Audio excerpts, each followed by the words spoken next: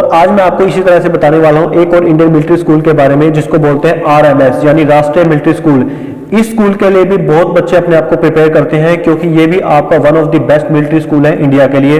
और आज भी इसके बारे में आपको कुछ इंपॉर्टेंट चीजें बताऊंगा और ये सेशन उन बच्चों के लिए स्पेशल या उन बच्चों के लिए काफी इंपॉर्टेंट है जो खुद को आरएमएस के लिए प्रिपेयर कर रहे हैं। तो आज का सेशन उन्हीं बच्चों के लिए है ताकि उनको पता चल सके कि आरएमएस एक्चुअल में है क्या, क्या उसका प्रोसीजर होता है, क्या उसमें एज लिमिट होती है, क्या उसका सिलेबस रहता है, वो क्यों वो एक इंपॉर्टेंट पार्ट है डिफेंस सेक्टर में जाने के लिए। तो चलिए शुरू करते हैं। RMS were established as King George Royal Indian Military School for the education of defence personnel. ये जो इंस्टीट्यूट बनाया गया था डिफेंस पर्सनल के बच्चों को एजुकेट करने के लिए बनाया गया था। 1952 के अंदर स्कूल को रिकॉग्नाइज किया गया पब्लिक स्कूल लाइन के लिए और एडमिशन इसके ओपन कर दिए गए सिविलियन और आर्म फोर्सेस या जो पर्सन आर्म फोर्सेस के अंदर काम करते हैं। और 1954 के अंदर इस स्कूल को आईपीएससी यानी इंडियन पब्लिक स्कूल कॉन्फ्रेंस का एक मेंबर बना दिया गया। तब से लेकर आज तक ये उसका एक मेंबर बना हुआ है। और 25 जून 2007 को इस स्कूल का नाम आरएमएस यानी राष्ट्रीय इंडियन मिलिट्री स्कूल रखा गया है। तब से लेकर अभी तक इसका नाम आरएमएस ही चल रहा है। और अभी तक इंडिया के अंदर सिर्फ 5 ही आरएमएस स्कूल हैं। फर्स्ट आता है आपका अजमेर यानी राजस्थान में, सेकंड है आपका बेंगलोर में, थर्ड है आपका बेलगाम के अंदर, फोर्थ है आपका चेल यानी हिमाचल प्रदेश में और लास्ट आता है आपका धौलपुर के अंदर। ये सिर्फ 5 ही आरएमएस स्कूल है। और ये जो आरएमएस स्कूल है इसका जो एग्जाम पैटर्न है वो काफी यूनिक माना जाता है क्योंकि एनडीए के लेवल को इसको कंपेयर किया जाता है क्योंकि ये बहुत ही यूनिक स्कूल है। और इसमें ये बताया जाता है कि जो बच्चे यहाँ पर इनटेक करते हैं वो कन्फर्म हो जाता है एक तरीके से कि वो आर्म फोर्सेस के अंदर ज्वाइन करेंगे या डिफेंस ऑफिसर बनकर ही वहां से निकलते हैं क्योंकि उनको शुरू से ही उस सांचे के अंदर डाल दिया जाता है ताकि वो अपने आप को अपनी लाइफ को एक आर्म ऑफिसर के अंदर जी सके।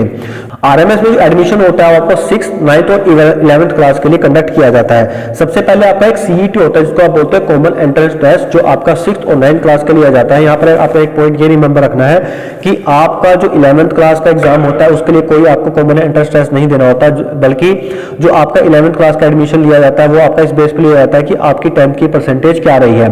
6th और 9th क्लास के लिए आपका कॉमन एंट्रेंस टेस्ट होता है। उसके बाद आपका होगा इंटरव्यू। अगर आप इंटरव्यू को भी क्लियर कर लेते हैं देन उसके बाद आपका होता है मेडिकल टेस्ट जो आपका मिलिट्री हॉस्पिटल्स के अंदर होता है। अगर मैं आपसे एज क्राइटेरिया की अगर बात करूं तो जो 6th क्लास के लिए एज लिमिट होती है वो होती है आपकी 10 से 12 साल और 9th क्लास के लिए होती है आपकी 13 से 15 साल।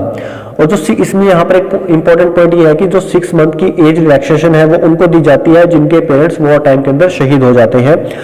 और जो मैंने आपको पहले ही बताया कि 11th क्लास के लिए यहाँ पर आपका कोई एग्जाम नहीं किया जाता है, सिर्फ आपकी 10th बेस पे परसेंटेज पे आपका यहाँ पर कट ऑफ दिया जाता है, आपकी सिलेक्शन की जाती है। एजुकेशन क्वालिफिकेशन की अगर बात करूँ तो 6th क्लास के लिए एज सच कोई एजुकेशन क्वालिफिकेशन नहीं होती, आपको सिर्फ 5th क्लास आपकी पास होनी चाहिए। सिमिलरली आपकी 9th क्लास में या तो आप 8th क्लास में पढ़ रहे होते हो या फिर आपने 8th क्लास को क्लियर कर लिया हो, ये आपकी एजुकेशन क्वालिफिकेशन की यहाँ पर है। सिलेबस की अगर बात करें तो 6th क्लास के लिए आपका general intelligence, general knowledge, math और इंग्लिश आता है और ये सभी सब्जेक्ट्स आपके 50 मार्क्स के होते हैं। रिटर्न के बाद आपका होता है 20 मार्क्स का इंटरव्यू।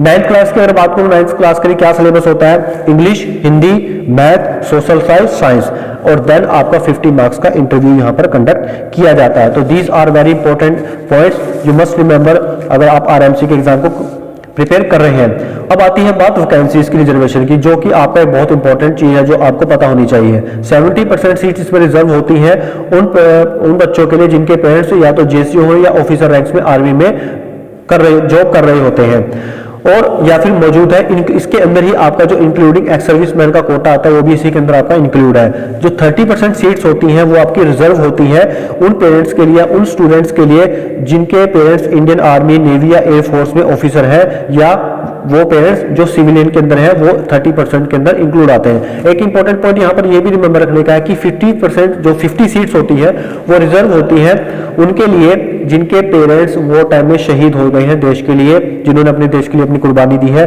और यहाँ पर 50% और 7.5% जो सीट रिजर्व होती है वो एससी और एसटी कैटेगरी के लिए रिजर्व की जाती है।